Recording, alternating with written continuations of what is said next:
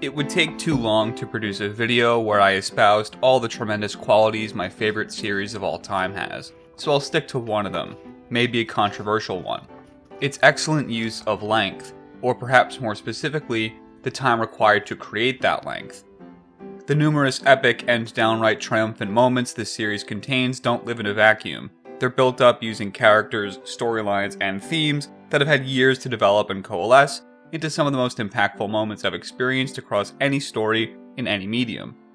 One Piece series author Eiichiro Oda has a firm understanding of who his most hype-inducing characters are. He knows how to delicately sprinkle them across his chapters in a way that can send me and my fellow devotees into a jubilant frenzy.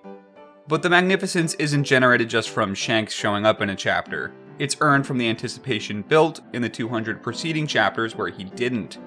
The multiple real-life years that passed since Oda last inked the character in Weekly Shonen Jump. The passage of time allows these characters to exist in the backgrounds of our lives and ferment, allowing for One Piece to achieve a higher level of greatness not despite its length, but because of it. If you were born in or after the 90s, it's a sure bet that every defining moment in your life can be juxtaposed against whatever Luffy was getting up to in Jump's pages that week. Here's what I was doing on the very day One Piece first began serialization, July 22nd, 1997, and over 1,000 chapters later, my wife and I are paying property taxes, and we still haven't finished our journey. Oda has been at this for a very long time. Yes, that long. Odds are you haven't played One Pisu Mezase Kaizoku-Ō, otherwise known as One Piece Become the Pirate King, otherwise known as the first One Piece game ever made, because it only released on the Japan-exclusive Game Boy alternative, the Wonderswan. Playing it nowadays almost demands that you roleplay as our series protagonists, and couple that with an online translation guide, because this title is heavy on the text. That's because it plays more like a board game than anything else. The game is an end-to-end retelling of One Piece's then story, divided into chapters which correlate to the major storylines from the first 2 years of the manga's publication, from its first chapter all the way up to the Logtown arc. Each storyline is selected from the main menu and they unlock linearly, and once you're inside of a given level, you alternate between exploration and combat. Exploration is turn-based on top of a grid.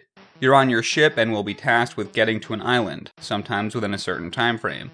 Once per turn, you can draw a card from your pre-made deck into your hand, and these cards are all links that connect the grid together. Each card has 4 distinct attributes: its shape, how many rivets it has, how many moves on the grid it gives you, and its material, which governs whether or not you can construct over it later. You'll want to use these cards to draw an efficient path forward that your ship can sail on, and maybe even disrupt opposing ships who are attempting to do the same. You'll also want to be mindful of the long-term implications of a tile's placement, especially if it's one of the irreplaceable reinforced ones, as it's possible to build yourself a dead end. Keep moving until you reach the island in question, or potentially run into an opponent, or a random event along the way.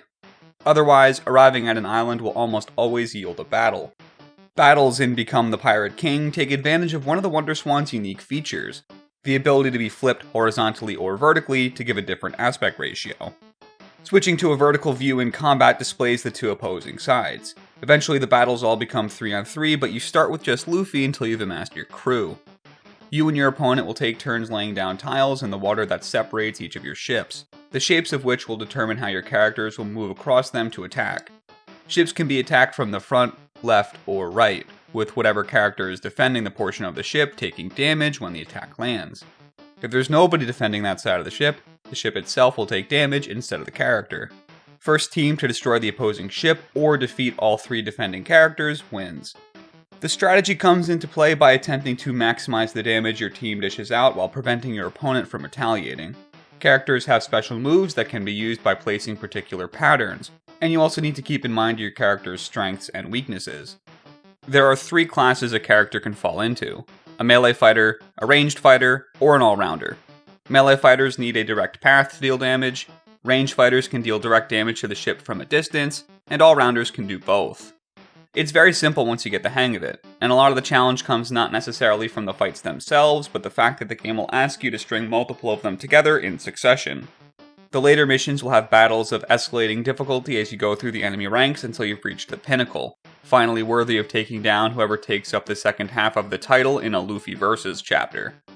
The reward for succeeding is unlocking the next act, potentially a new crewmate, more information within the in-game glossary, and a recreation of an iconic One Piece scene in glorious monochromatic pixel art. For a handheld game made at the turn of the millennium, Become the Pirate King looks excellent.